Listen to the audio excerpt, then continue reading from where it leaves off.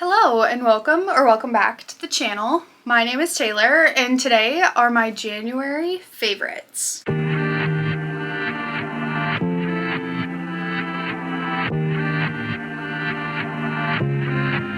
Today I just want to tell you about the things that I have been loving in this first month of 2026. So if that sounds good to you, don't forget to give this video a like, subscribe to the channel for more content like this. I post 2 videos a week right now. It will probably go back up to 3 after speech season. First thing that I'm actually going to talk about is music. So I have been listening to Conan Gray's Wishbone. I will say I like the entire album, but I'm not going to rank the entire album for you. I'm just going to tell you my favorites. My favorite are Vodka Cranberry, Nauseous, Connell, and 1111. Nauseous and Connell, you remind me of how little I deserve. Oh my god. Oh my god. I love that song so much. And then just to go into, like, to name drop the man too. Wow. Conan, you are an icon. That's kind of all the music I've been listening to. I have been listening to more of Life of a Showgirl by Taylor Swift. I think I was a little bit too hard on it at first. I will say my favorites have definitely become Ruin the Friendship, Actually Romantic. Those are definite. Oh, and Honey. Honey, oh my gosh. I don't know why, just the way that I just want to like dance to that song. Like it just like scratches my brain just right. And then moving on to books. The first book I don't actually own physical copies of, but I have read editions 2 through 7, or volumes 2 through 7 of Cat and Gamer by Wataru Nadatani, and I have loved it. This is a 5-star series.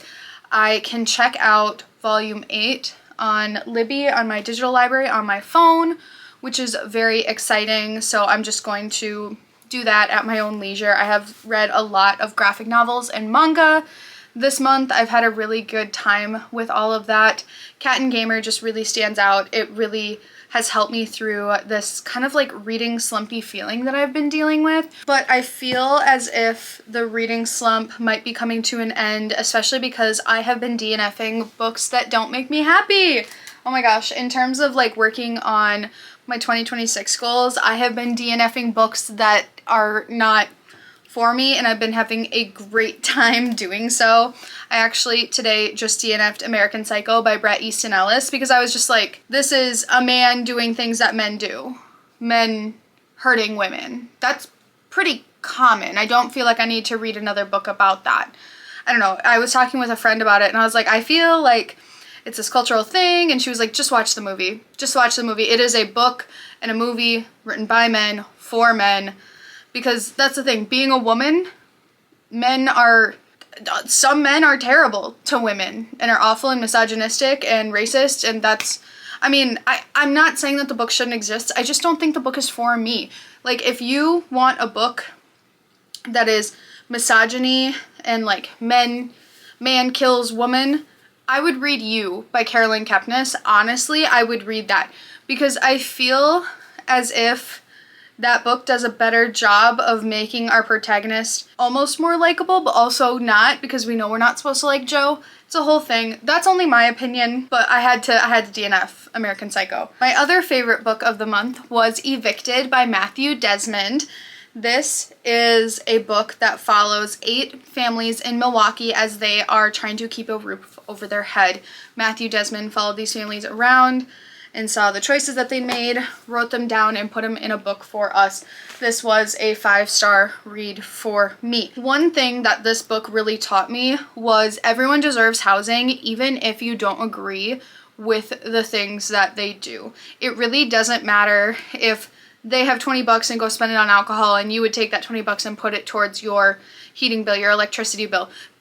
Because these people can't seem to get ahead, even $20 isn't enough to get their heating or their electricity turned back on.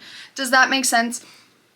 You don't get to sit and be the morality police when you are not in these specific situations, because there are plenty of people who judge you for the things that you do, but they're not in your situation either.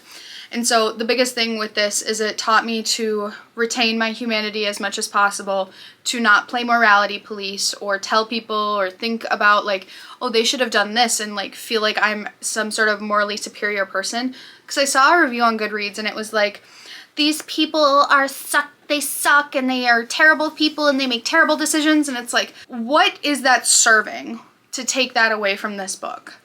Right? Like, sure, I don't agree with like some of the choices that they make or why they make these choices, all these things.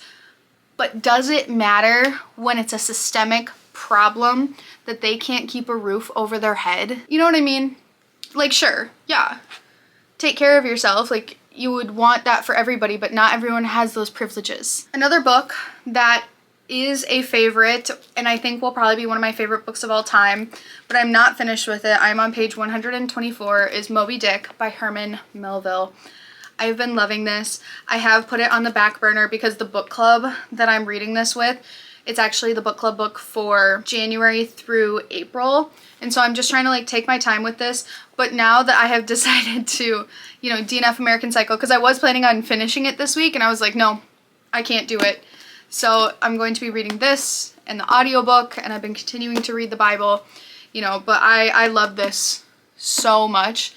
I can see why people love it so much. I went to dinner with a friend on Friday and I was like, yeah, I've been reading Moby Dick. And she was like, people love Moby Dick. And I went, I love Moby Dick. Me, I love Moby Dick. I am people. I am people.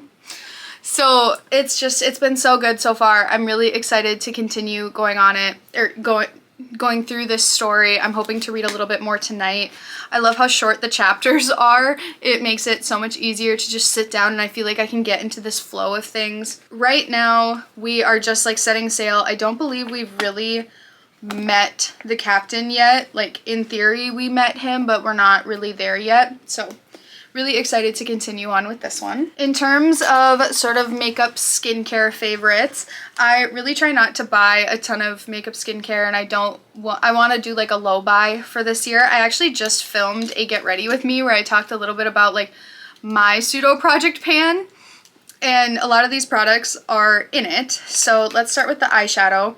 This is my Tartelette Toasted palette. I've had this palette for a long time, and I have just been really enjoying all of these warm tones recently. And I have been using, you know, a couple of them for a one shade look. It's what I have on my eyes today, except for the gold on my lid. I did use something else for that.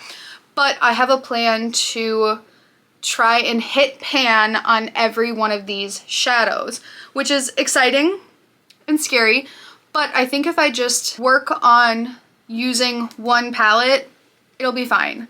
I just think that the warm tones are vibing with me right now. I want to take advantage of it, and this definitely has enough mattes to where even if I stray from the warm tones later in the year, I can still use plenty of these for non-warm tone looks. And then next is the lip combo that I actually have on my lips today. I've been enjoying this so much. I've always wanted to be a nude lip girly. I've never felt very comfortable in nudes.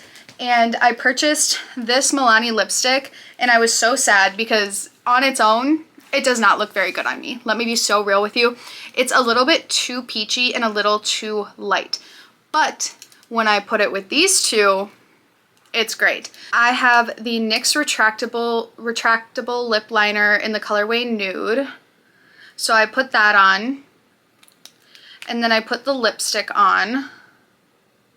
And this is the Milani matte lipstick in the colorway 420 Tease.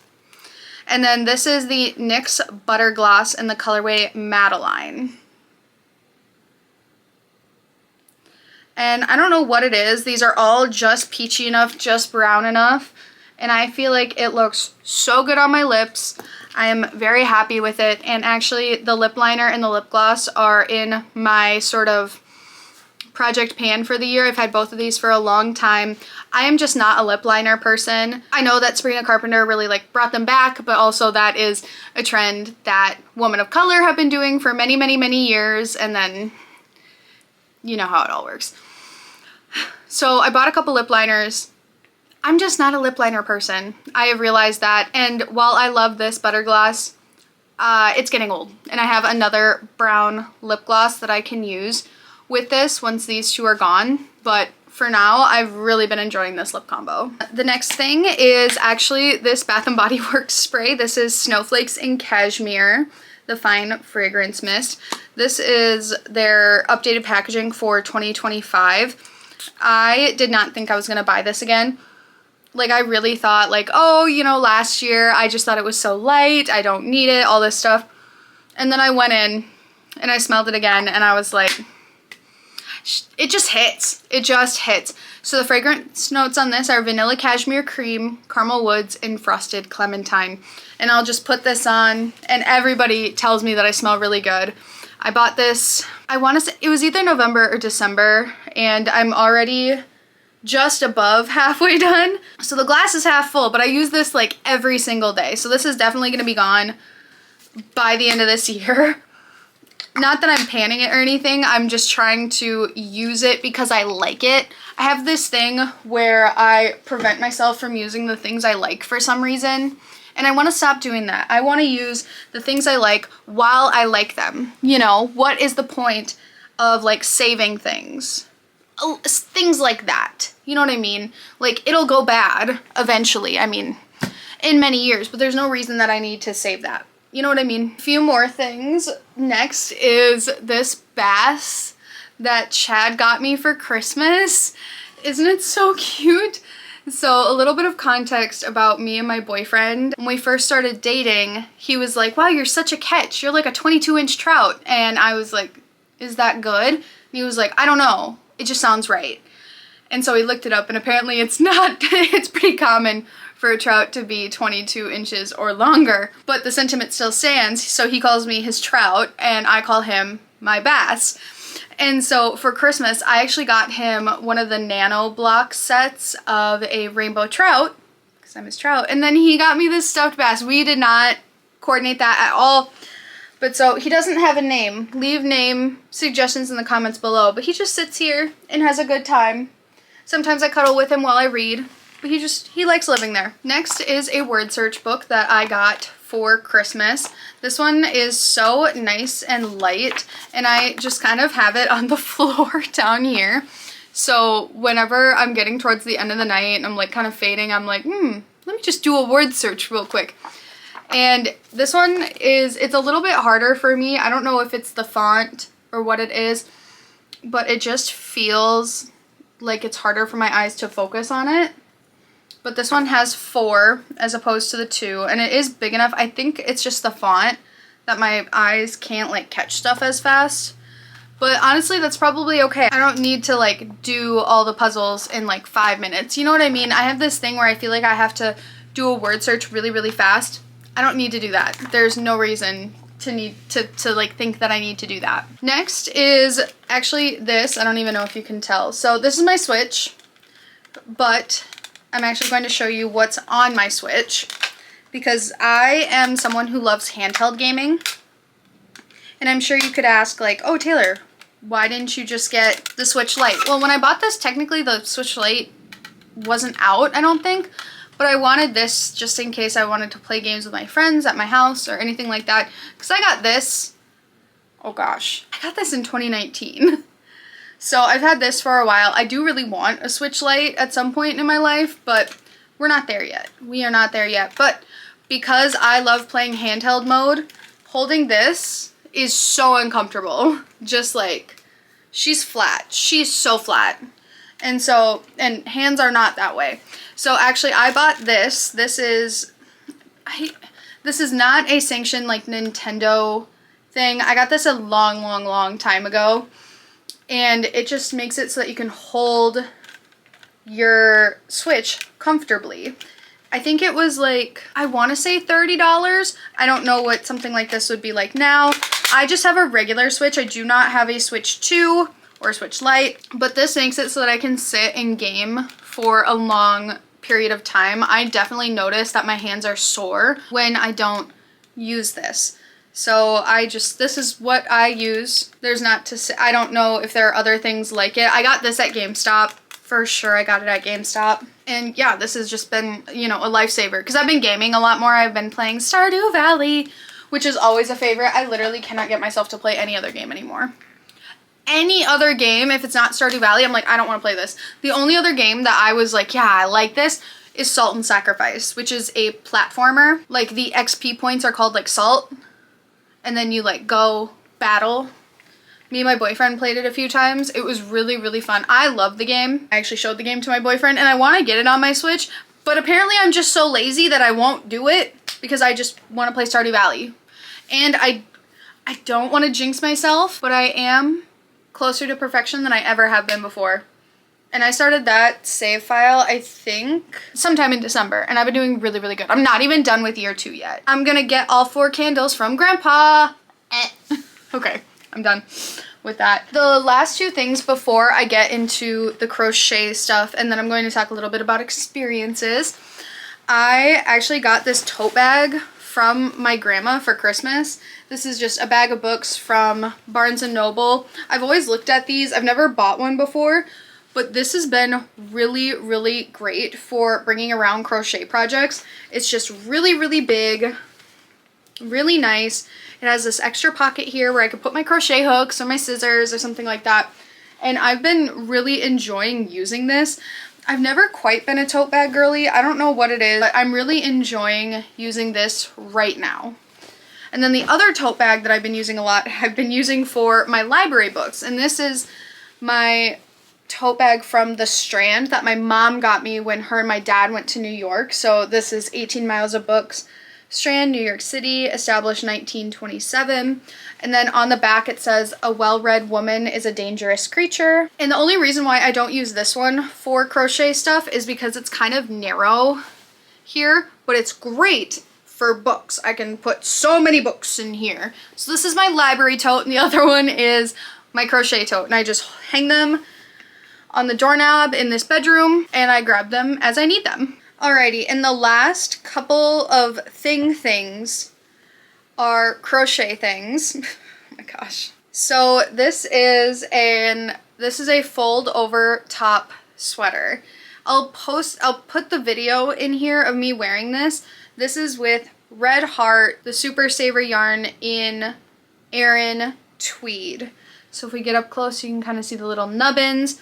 I love this sweater. I need to find more occasions to wear this sweater, and I'm going to actually make another sweater like this and film a video about it. So stay tuned for that. I haven't started it yet. I feel like it's probably going to end up coming maybe around March, which is super crazy to think about. I really love this. It's very comfy and cozy. The only thing is that like I live in a climate where it's very, very cold.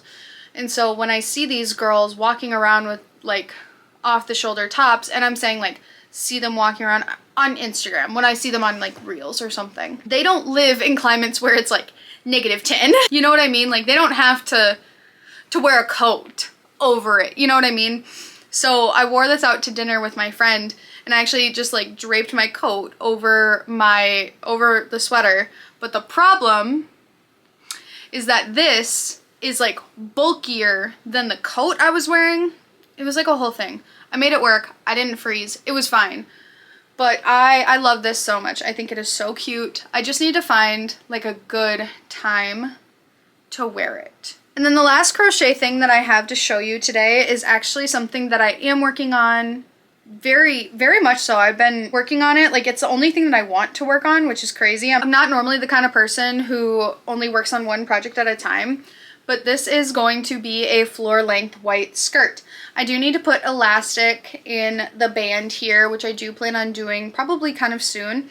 But I am almost on the 5th skein of yarn here, and I'm using Kobu by Lion Brand. This is 51% cotton, 49% rayon from bamboo. They come in 232 yards per skein, and I bought 15 of these for the project. So like I said, I am almost on the 5th skein, which I was a little worried that I overbought, but considering that this is only, like we're still not even to my knees yet, I think we'll be fine. And if nothing else, I could make a really cute little matching top if I have anything left over. I love working with this yarn. It is soft, but it doesn't split a lot. One thing with like the what is that one? Trubu. The one that's like 100% bamboo, that stuff splits a lot and it can be really, really heavy. I knew a woman from a knitting group that I used to be a part of who was knitting a sweater with it, and she was like, yeah, the yarn is like really soft, but it's so heavy. And she like handed me her whip and I was like, oh my god. Whereas like this has some heft to it, but it's not super heavy, so I think the cotton helps add to that airiness, but the rayon from bamboo definitely gives it that nice like slick glide. This is in the colorway Vanilla Blossom. It is more of like a yellowy white, an antique white, if you will. And I'm liking it. I just don't think that like a really stark white with how pale I am would have been super flattering. And I think just with the style that I'm going for with this particular skirt, I thought that the Vanilla Blossom would be much better. I ordered this off of Michael's and I had like a $15 coupon, and then I also used one of the virtual like promo codes. So I was able to get 15 skeins of Kobu for under $100, but full price it would have been like $150. So this is definitely like a big investment piece, and I'm loving working on it so far. I'm really having a good time and I'm very excited to see how it turns out. I'm also filming a vlog for that one, which should be out I think sometime in February, but we'll see. I don't want to like jinx myself. I have like some good steam going. I want to work on it a lot, and I'm really excited that this will be ready for me in the springtime. So a few experiences that I have been loving recently. Speech is in full swing. We have been having practices and I have been having such a good time working with my students. I'm super excited to get into tournament season. I'm so excited, and I think that this is going to be a really good year. I feel so much more prepared. I feel just so happy to be entrenched in this again. Chad and I went to the Vatican Unveiled at the Mall of America. I'll have the photo right here. I really enjoyed this. It's just a bunch of artifacts of different popes and different things. It's like the largest collection, and normally this collection is in Duluth, Minnesota, and this exhibit was just a bunch of Catholic artifacts, Pope artifacts. They had like a letter signed by Napoleon, which was really cool, signed by previous presidents during like major world conflicts. Found out that the Pope is guarded by the Swiss Army because that is the longest standing army in the world, the military in the world, which is really cool. I also saw a lot of Pope hair and blood. I even saw a Pope bone. And I was like, listen, why is it not cool for the TikTok girlies to own like animal bones? But we got Pope bones in the Mall of America right now. I digress. It was really cool. It was really fun. I'm glad that we got to go. Another favorite that is really an all the time favorite is the library. So I do have some library books. This one I DNF'd, unfortunately, but 3 that I did read. So I have Boys Weekend by Maddie Lubchansky. This is about a trans woman who is going to a bachelor party where she is the best man because she's only transitioned for been transitioned. I don't know what the proper verbiage is there, but she's been like out for about a year now, and the men or the male friends that she has it's not that they weren't accepting, but they weren't willing to like really try to get to know her in this new form of herself. So this was really, really good. A little bit sci-fi. The art style is really, really cool. So I really enjoyed that one. This one I just finished last night. This is Persepolis 2, The Story of a Return by Marjane Satrapi. And this is about Marjane's time in Vienna and then her eventual return to Iran. And just a beautiful story about growing up and struggling and, having a tough time, making mistakes. And I loved this. I loved both parts of this. I read the first part a couple years ago. And then I also read Genderqueer, a memoir by Maya Kobabe. And this one was really interesting. I think that this one pushed me the most in my knowledge of gender and identity. I feel like I don't know as much about people who identify as non-binary because it is so individual for every single person. I don't think that there's any way that you can know everything, but I think that this does a really good job of showing a lot of different things. Because in this, Maya is trying to figure out what their identity is, and they kind of like try out different labels and what works for them. And I think it shows a lot about how things change over time, and that's okay. One thing that drives me crazy about some people is they're like, well, how is it that they were bi and now they're a lesbian and now they're this and now they're What does it matter? Does it affect you? No. Calm down. Like, unless they make it your problem for some reason, shut up. I really enjoyed that one. So, library, always a favorite. And then the last favorite I have is actually a food favorite. So, Chad's brother likes to hunt. Chad's brother's wife does not eat venison. So, Chad and I got a lot of venison meat, and I am so happy and thankful for it. We have been making a lot of really fun recipes. We made venison tacos, which actually I think we're gonna make again tonight because Chad loved it so much. And it's just been so tasty and so good and just really nice to have. We're gonna make venison spaghetti tomorrow night. We also made spicy potato soup instead of ground beef. It was with venison, and it's just like this flavor profile that is so different, and I'm liking it a lot. So very happy. Found a new favorite food. And that's all I have for you today. I really thought that this was going to be a short video. Sorry for yapping so long. Hopefully you liked it. Leave comments, or yeah, leave a name. Leave comments for name ideas for my bass. And don't forget to give this video a like and subscribe to the channel for more content like this. And I will see you guys next time. Bye.